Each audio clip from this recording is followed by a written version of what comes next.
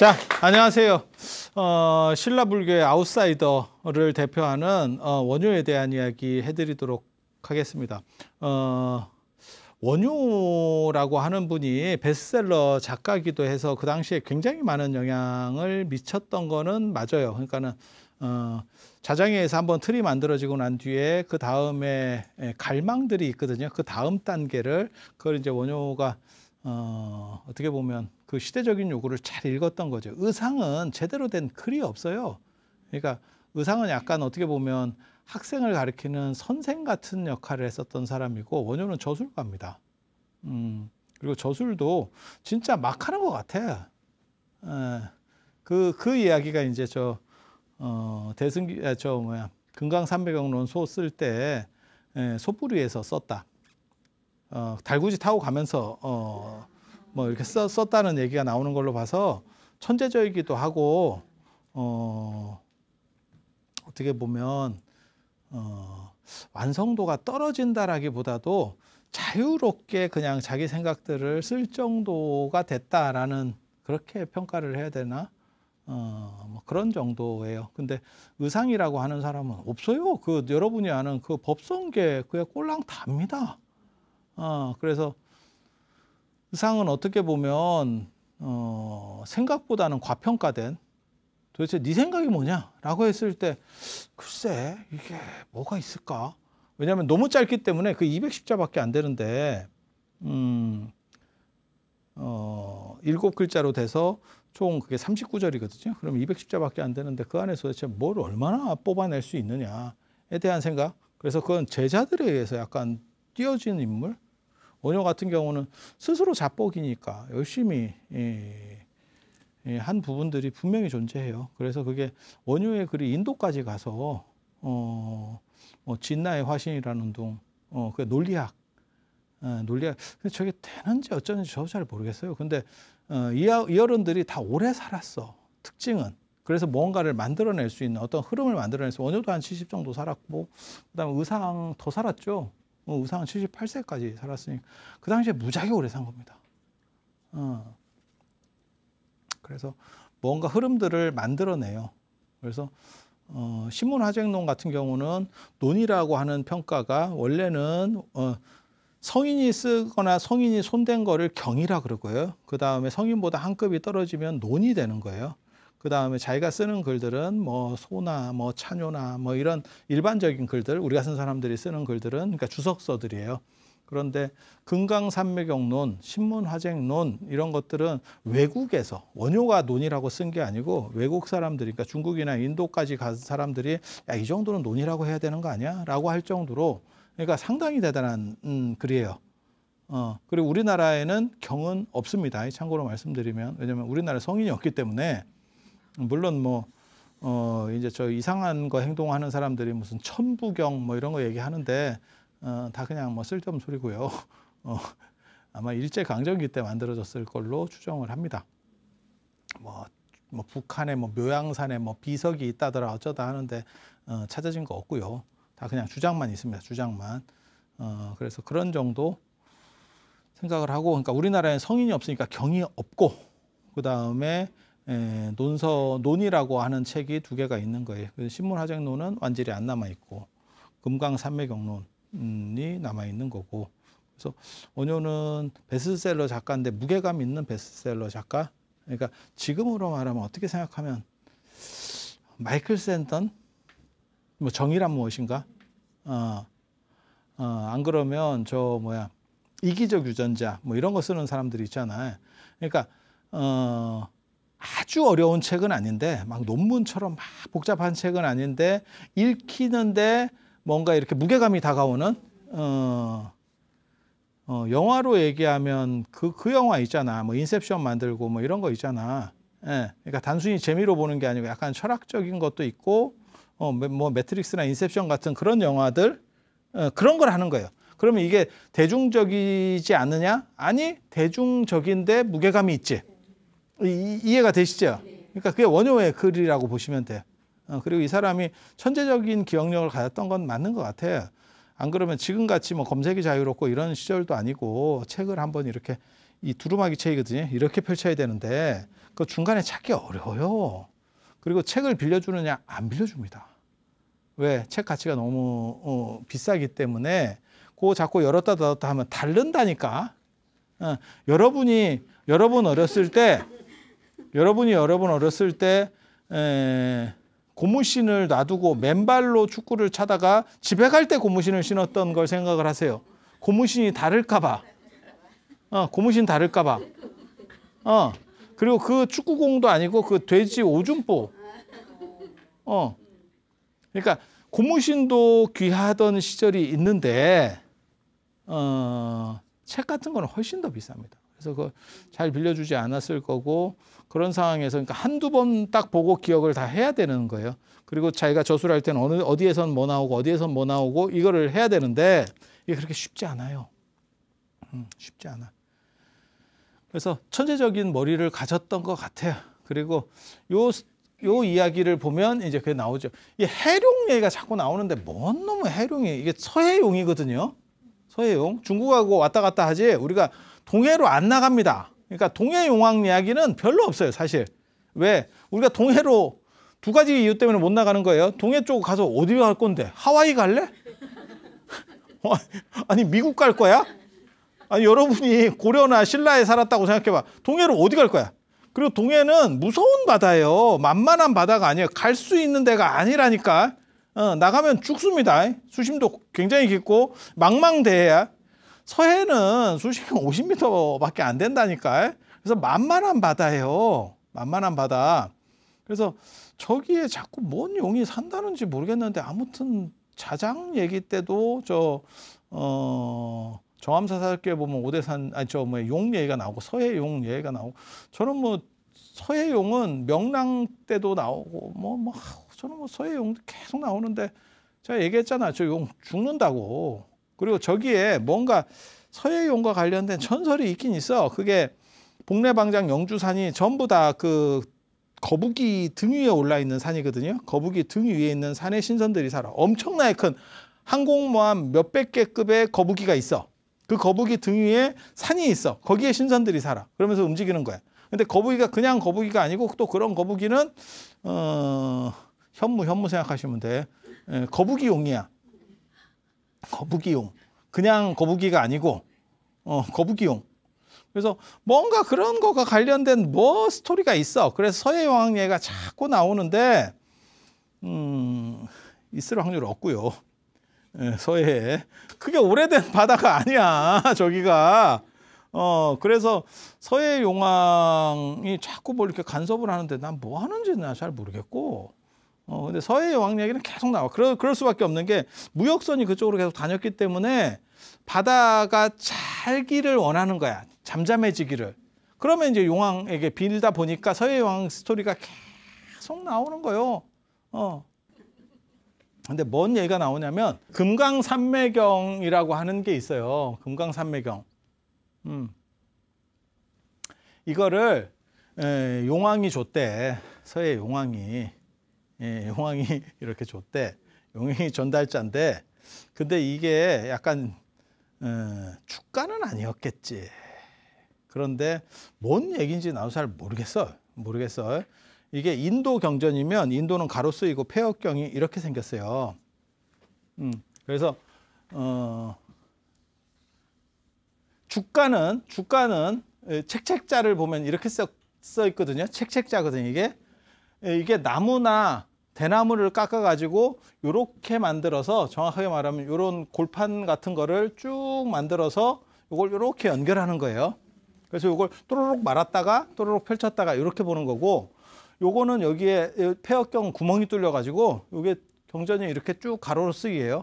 이건 세로 쓰기고, 그래서 요거를 이렇게 넘기면서 봐. 이렇게 넘기면서 봐. 그래서 요거는 글이 많기 때문에 글이 많고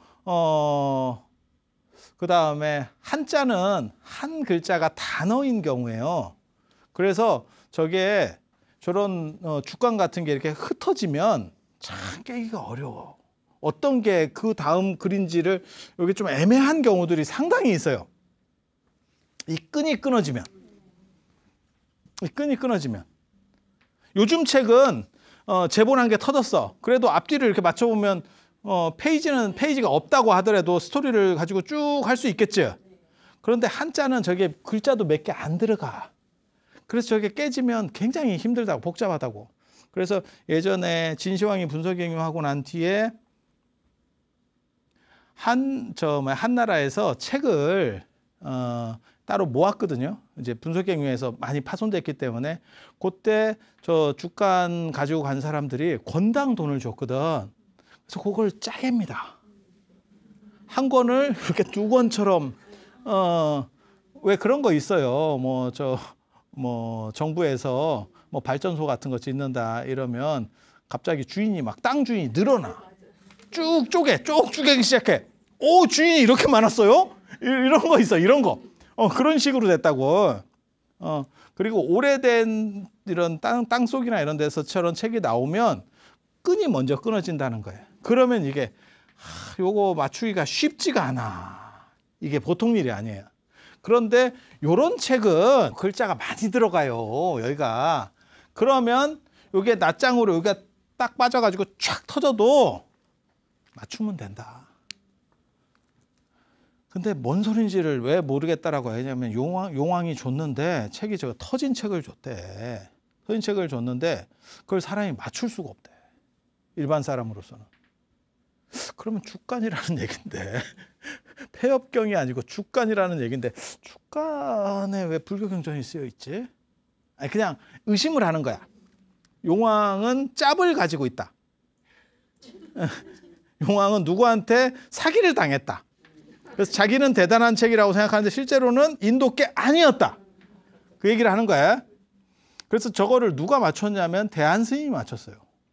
원효 친구 중에 한 명이 대한이거든요. 대한이 누구냐면 땡땡이의 원조가 대한입니다. 땡땡이 중에 원조가 대한이에요. 대한이 바루 이게 잘 알아두셔야 될 게 요게 바루가 있어. 바루를 가지고 스님들이 공양을 하는데 이게 바루용으로도 쓸 때도 있고 이거를 치는 용으로도 써요. 금속으로 만들면 치는 용으로 써요. 그러면 이걸 좌종이라고 합니다. 놔두고 치는 종이에요. 중국 가면 다 있어. 이렇게 복전하면 넣고 땡 치고 이렇게 하는 종이 이렇게 생긴 게 있어. 그거 제가 월정사에서도 그거 만들려고 지금 하고 있는데 그 좌종이 있고 티베트 불교나 이런 데서는 약간 악기형으로 싱잉볼이라고 해서 그거는 소리가 좀 더 그거는 약간 이렇게 항아리 같이 생겼어. 이거는 이렇게 와인잔 같이 생겼어. 조금 좌종은 약간 달라. 그리고 바루 같은 걸 들고 다니는데 그게 저거를 그 시대에도 쳤는가 봐. 그걸 이제 치면서 연부를 하고 이러면서 이게 소리가 나는 거야. 땡 이렇게. 그렇게 해서 이제 좀 받고. 근데 이 양반은 받았다는 얘기는 안 나오고 그걸 땡 치고 사람들이 주목하면 그 소리에 주목을 하면 너희들은 다 편안하다. 너희들 힘들다고 생각하지만 너네는 다 편안하다. 너네는 다 완성된 존재고 깨달은 존재이기 때문에 너네는 다 언제나 너네가 접할 수 있는 모든 것은 행복이다. 화엄사상 영향이죠. 그런 이야기를 하고 다녔다는 거예요. 그래서 대안이에요. 크게 편안하다. 그리고 이 양반이 이렇게 치고 다녔기 때문에 여기 땡땡한다 그래서 땡땡이 중이라는 말이 여기서 땡땡이 중을 줄여서 땡중 이렇게 중자가 그 무리중자거든요. 무리중자. 그래서 땡중 이렇게 하는 거에 어떻게 보면 시조다라고 하는 사람인데 이 양반도 기인이에요. 그러니까 원효과라니까 원효과가 많았다니까. 대안만 있는 게 아니고 사복도 있고 해공 해숙 이런 사람 다 그런 그래서 그 긴 그룹들이 있어요. 그 당시 아웃사이더. 제가 그래서 그 아웃사이더의 리더가 원효였다 그랬잖아요. 그런 그룹들. 그리고 그런 그룹이 존재한다는 건 뭐냐? 시대적으로 변화하고 있었다. 그 변화에 요청되는 그 변화 속에서 어떠한 대안을 내려고 여러 사람들이 시도하고 있었다. 그게 안에서도 작업이 이루어지고 밖에서도 작업이 이루어지고 있었던 거예요. 새로운 변화 속에서. 그래서 대안이 그걸 맞췄대. 그래서 책이 흐트러진 걸 맞췄대. 근데 이걸 못 맞춘다는 거예요. 보통 사람은. 대안 정도가 돼야 맞춘대. 그래서 주간인가? 이런 생각을 하는 거예요. 만약에 폐역경이면 맞추기가 그렇게 어렵지 않아요. 그리고 폐업경이라면 대안이 못 읽었을 겁니다. 야, 이거 번역기 돌려야 된다. 이거 사람 불러야 된다. 야, 전문가 불러와. 야, 이게 내용의 문제가 아니고 문자를 모르겠다. 맞잖아. 그래서 이게 조금 알딸딸한데 아무튼 대안이 맞췄대. 그리고 거기에 이제 주석을 해야 되는데 그게 이제 그 정도 글에 대한 주석을 할 사람은 당시에 원효밖에 없다는 거예요. 신라에. 그래서 원효가 주석을 했는데 그 주석한 거를 누가 또 훔쳐갔다네. 몰라. 이게 무슨 되는 얘기인지 안 되는 얘기인지 나도 잘 모르겠다. 훔쳐갔대. 예. 그래서 그거를 빨리 써야 돼서 그걸 이제 다시 쓰게 됐는데 그래서 소 뿔 위에다가 벼루를 걸고 뿔 위에다 겨루를 걸진 않았겠지. 설마 그게 되겠어? 그냥 소 달구지 뒤쪽에서 쓰든지 했겠지. 우리도 뭐 SNS 할 때는 그냥 핸드폰으로 그냥 막 기차 안에서도 하고 하니까 그런 식으로 막 써서 이 책을 시간 안에 완성했다. 라고 하는 거예요. 근데 이 스토리상으로 볼 때 서해용왕이 줬다는 것도 좀 웃기고, 대안이 그걸 맞추고, 그 다음에 이 금강산매경이 중국 쪽에는 잘 발견이 또 안 돼요. 그래서 뭐라고 생각하냐면, 혹시 신라에서 누가 쓴 거 아니야? 라는 의심을 받는 책입니다. 이해가 돼? 대안이 이거를 책을 순서를 맞춘 게 아니고 대안과 관련된 어떤 그룹이 쓴 거 아니야? 라는 생각을 하는 거예요. 지금은 거기까지. 더 이상 단서가 없어서 들어갈 수가 없어요. 그냥 이 정도가 지금 현재 논의되고 있는 정도예요. 그리고 이 책을 그래서 솥불 사이에다가 놓고 뭐 벼루를 놓고 썼다는 뭐 이렇게 말 같지도 않은 얘기가 있는데 그거 흔들려서 못 써요. 안 돼. 야, 솥불이에서 벼루 갈아봐라. 소가 가만히 있냐? 갈아주세요. 이렇게 말 같지도 않은 거고. 그래서 뭐라고 얘기하냐면 저 금강산매경의 내용이 시각과 본각. 그러니까는 깨달음의 시작과 본질적 깨달음에 대한 내용이어서 그 각자가 깨달을 각자인데 말장난을 하기 위해서 솥불 사이에다가 그 본질을 핵심을 찌르는 해석서를 썼다. 그 얘기를 했대. 몰라 그냥 옛날 얘기예요.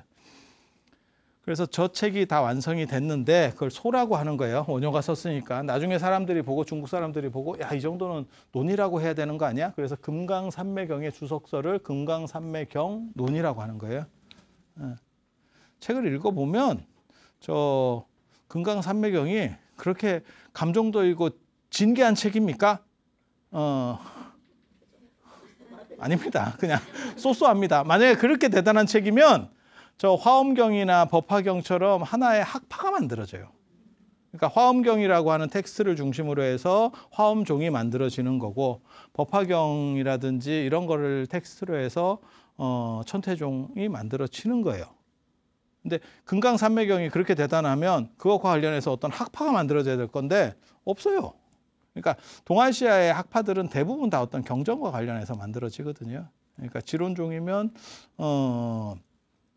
지론이라고 하는 책을 가지고 하는 거고, 삼론종이면 삼론 가지고 하는 거고, 열반종이면 열반경 가지고 하는 거고, 지론종은 섭대승론 가지고 하는 거고, 다 그렇게 다 어떤 텍스트를 가지고 하는 거거든요. 그런데 저게 안 만들어진다는 얘기는 그렇고요.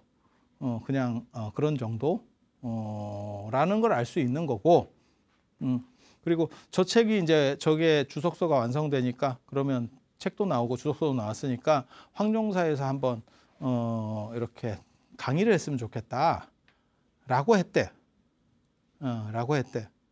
그런데 황룡사 저 책을 강의할 사람이 원효밖에 없었대. 그러니까 황룡사에는 진골밖에 못 들어가거든요. 진골.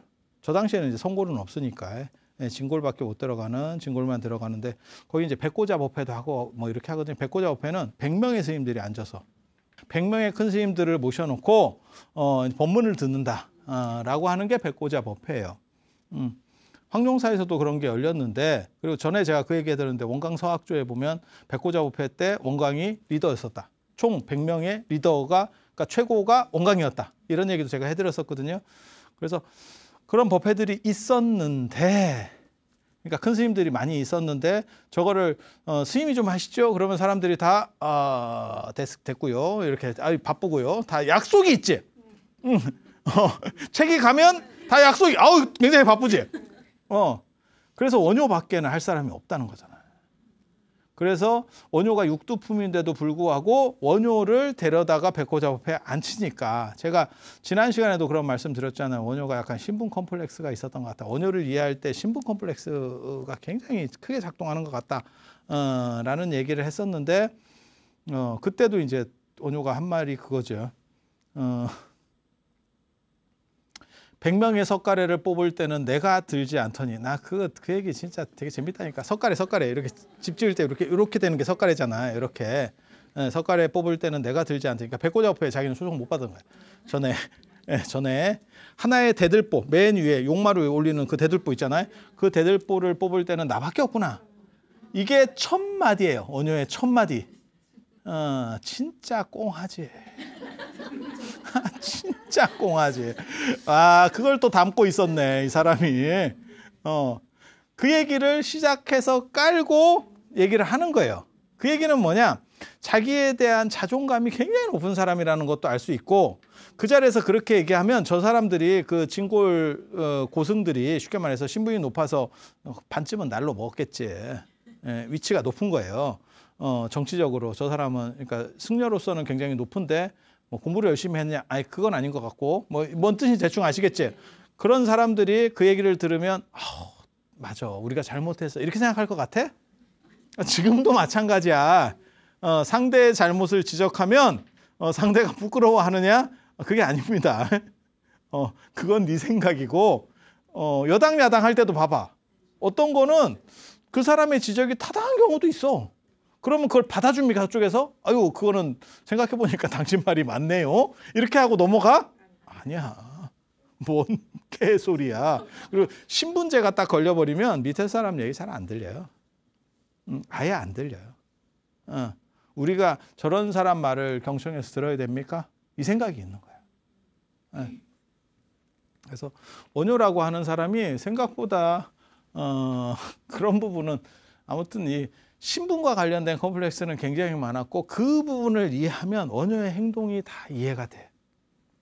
왜 저 사람은 저렇게 약간 광인처럼 살았고 자뻑 증세를 보였는지, 자기 방어 기제를 형성하면서 살았던, 어떻게 보면 약간 비운의 천재, 그리고 그거를 자기를 드러내려고 하다 보니까 책 같은 거를 계속 쓰게 되고, 그건 어떻게 보면 신분을 넘어서는 소통 방식이에요.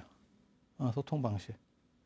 그리고 파괴를 하고, 그렇지만 자기는 본질적으로는 자기의 문제점을 알았기 때문에 자기를 거사라고, 소송거사라고 얘기를 했어.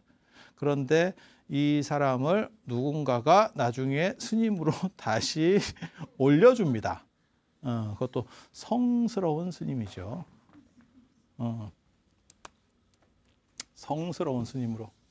이게 사자가 스승이라는 뜻이 되고 스님이라는 뜻이라고 제가 말씀드렸잖아요. 그래서 충담사, 월명사, 무슨 사라고 하면 이렇잖아요. 그런데 원효를 성사라고까지.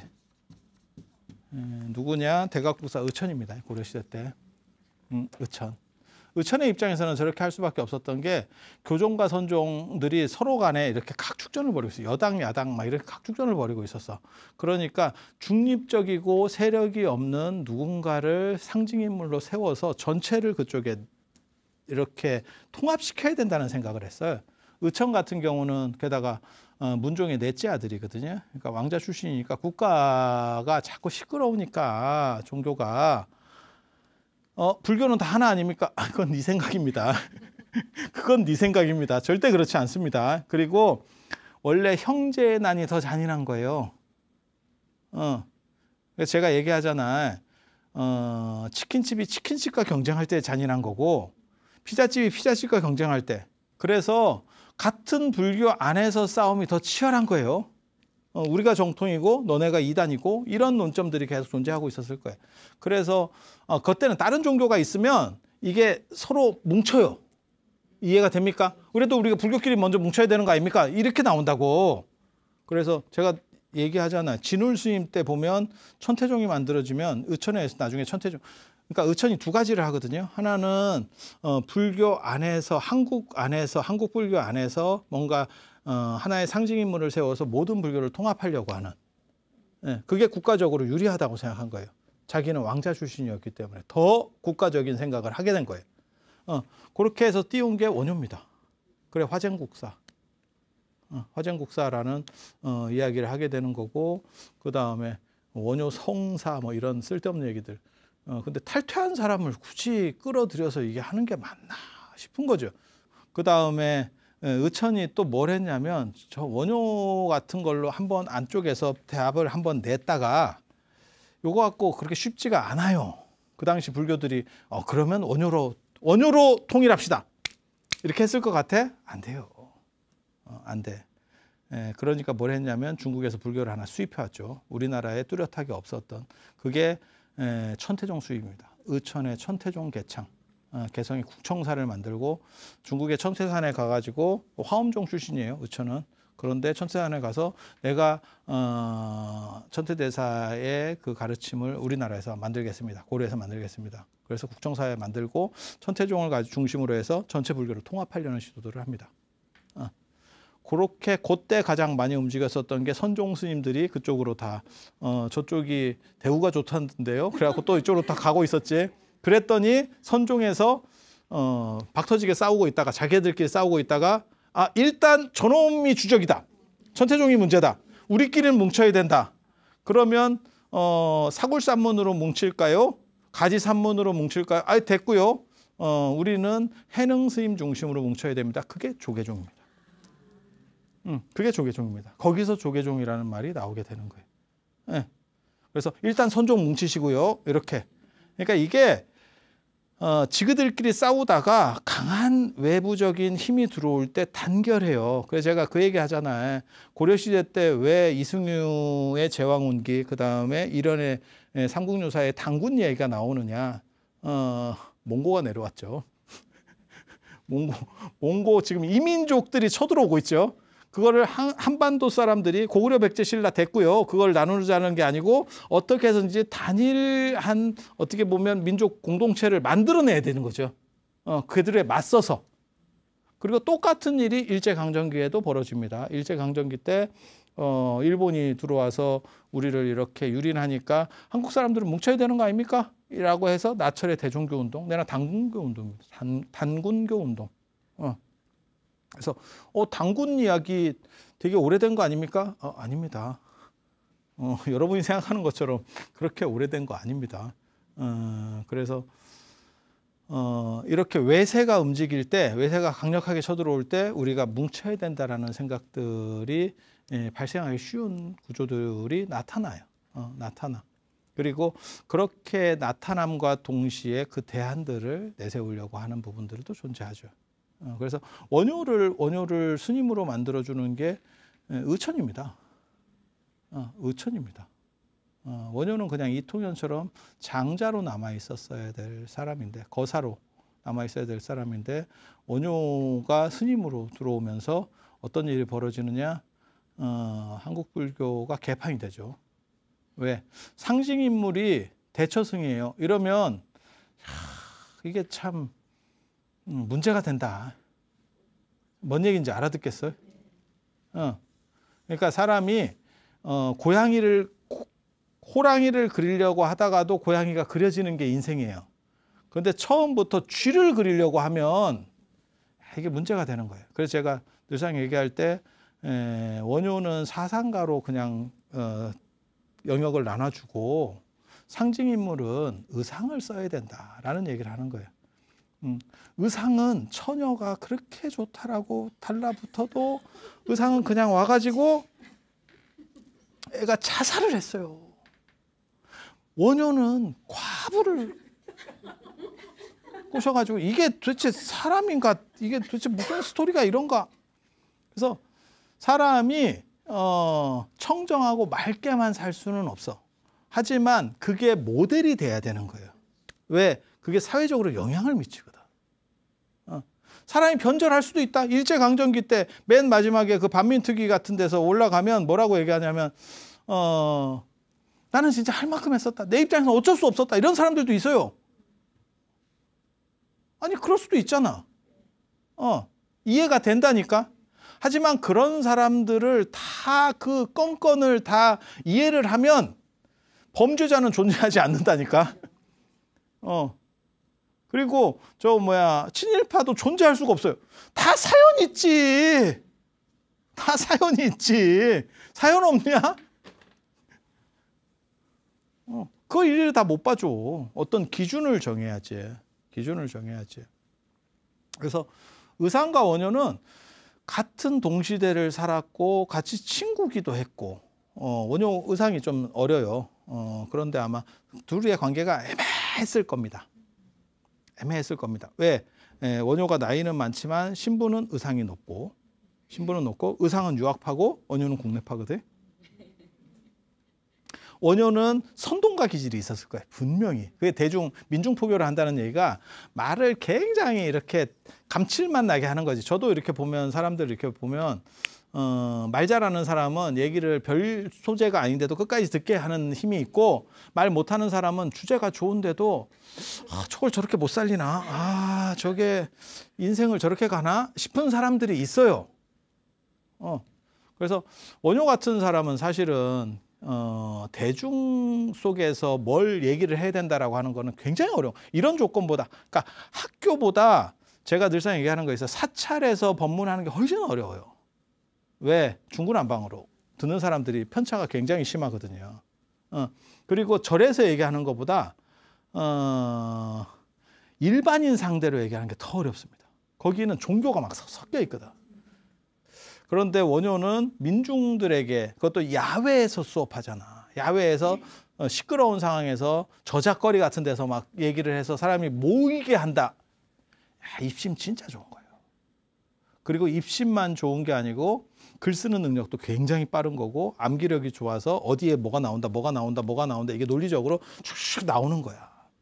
그러니까 책에 쓰듯이 말하지 않았을 거라고 생각해요. 그렇게 하면 망합니다. 그러니까 이쪽에서는 쉽게 얘기하고 책은 또 어느 정도 이상을 써내야 되고 이중 구조를 한 거예요. 머리 좋은 사람이죠. 머리 좋은 사람이죠. 하지만 스님은 아니라는 거. 스님은 아니라는 거. 그래서 그런 정도 생각을 하셔야 되고 의상은 캐릭터가 달라요. 의상은 공부를 짬짬이 가르치는 것 같긴 한데 꼼꼼하게 가르치는 것 같긴 한데 의상은 저술 자체가 없습니다. 법계도기 총수록 그거는 나중에 제자들이 주석한 거고 화엄일승 법계도 그 210자짜리 그거 있잖아요. 꼴랑 다 해요. 거기에 간략한 주석을 붙였는가 봐. 그리고 경전 해설해가지고 뭘 했다는 화엄경 이런 걸 가르쳤다. 그 예전에는 내용을 가르치는 게 아니고 어떻게 보면 해석해주고 그 뜻 가르쳐주는 정도예요. 그래서 그게 뭐 대단한 건가 싶은 생각이 좀 들긴 하는데, 그러니까 철학적으로 그게 그렇게 대단하냐? 라고 얘기하면 글쎄라는 생각이 들어. 그런데 의상은 다른 사람이에요. 약간 FN과예요. 원효는 자유로운 사람이고, 그리고 의상은 어떻게 보면 교육자입니다. 그래서 의상이 전교, 원효는 불기, 굴레에 걸리지 않았다. 어디에도 속박되지 않았다. 원효는 자유인, 의상은 가르침을 주는 사람. 교를 전했다. 그게 이제 화엄에 대한 이야기, 이런 겁니다. 그래서 원효와 의상은 사뭇 달랐고 그들은 같은 시대를 살았는데 문제의식이 좀 다른 거예요. 그래서 의상은 짱 박혀서 교육자로 간 거고, 그래서 제자들을 많이 기르고 나중에 의상 얘기해 보면 10대 제자 이런 얘기가 나오는 거고, 원효는 18지연들을 산 거죠. 두 사람이 같이 살았으면 신라불교가 진짜 발전할 수 있지 않았을까라는 생각은 해. 원팀으로 같이 갔으면. 그게 가능합니까? 가능한 게 있죠. 그게 조선에서 그런 한 팀이 나왔죠. 그게 우계성운하고 율곡입니다. 율곡은 자유로운 사람이에요. 약간 천재적인 사람이고, 그리고 애들도 신경 써서 안 가르치는 것 같아. 율곡 하는 거 보면. 왜냐면 자기가 너무 천재거든. 그럼 막 신경 써서 못 가르쳐요. 머리 좋은 사람이 머리 나쁜 사람이 못 따라오는 걸 이해를 못 한다니까. 이 정도 해줬으면 네가 해야지. 그건 네 생각이고요. 이해가 안 되는데. 근데 그 친구 관계를 보면 우계성운이라는 사람, 이 사람은 어떻게 보면 돈도 있고 약간 귀족적인 배경이 좋은 사람이고, 율곡은 이게 별 볼 일 없어요. 예, 보통 사람보단 낫지. 오죽헌이라도 갖고 있었잖아. 괜찮지. 예. 그런데 어떻게 보면 그 위쪽의 클래스들에 비하면 떨어지는 거예요. 그래서 율곡은 공부를 열심히 할 수밖에 없었고, 집안이 떨어지니까. 그래서 과거라는 자기 머리를 통해서, 과거를 통해서 자기를 드러낼 수밖에 없었고, 그리고 정치 쪽으로 계속 갈 수밖에 없었던 거예요. 약하니까. 그런데 우계성운 같은 경우는 저 양반이 참 인격자입니다. 그리고 제자들을 참 이렇게 좀 가르치고 챙기고, 이렇게 교수들도 있어요. 밖에 싸돌아다니면서 말하는 사람 있고, 그 다음에 지도 제자를 잘 챙겨. 그래, 논문 같은 거 쓰는데 도와주고, 어떤 때는 같이 써. 그리고 비윤리적인 사람은 같이 써놓고 지 거라 그러고, 진짜 윤리적인 사람은 같이 쓰고 얘한테 줘요. 얘가한테 주는 게 도움이 된다라고 생각해서. 이해가 돼? 공동 작업을 했는데도 그렇게 간다니까. 밖에 사람들은 모르고 안에 사람들은 서로 다 알아. 그게 누가 그런 행동을 하고 누가 그런 행동 다 알아. 이게. 그런데 이 두 사람이 친구고 이게 나중에 서인이 되거든요. 서인. 이 학파로. 그리고 나중에 이 서인이 커지니까 거기서 노론이 나오는 거거든. 이게 조선의 어떻게 보면 사림의 주류입니다. 그런데 이게 이렇게 덩어리가 붙어 있는 거예요. 그리고 대부분의 제자들, 저 서인 그룹들의 대부분은 사실은 우계 쪽이 더 많아요. 그런데 율곡이 워낙 뜨고 이렇게 조명을 받는 사람이니까 율곡이 마치 리더인 것처럼 팀 잘 먹었지. 서로 도움이 됐다라고 생각을 해요. 그러니까는 광고나 이런 쪽에서는 율곡이 하고 한쪽에서는 가르치고, 남편은 돈 벌어오고 마누라는 이렇게 가정 살림 잘하고 딱 이렇게 붙은 거예요. 저렇게 친구로 가기가 참 어렵거든. 율곡은 약간 틱틱거리고 우계는 참 인격자예요. 이렇게 글을 읽어보면 집안도 좋고 공부도 좋고 머리가 율곡보다 떨어질 뿐이지 머리도 좋은 사람이에요. 그런데 인격이 훌륭하기가 쉽지 않거든. 훌륭합니다. 그런데 율곡에게 다 가려가지고 사람 잘 몰라.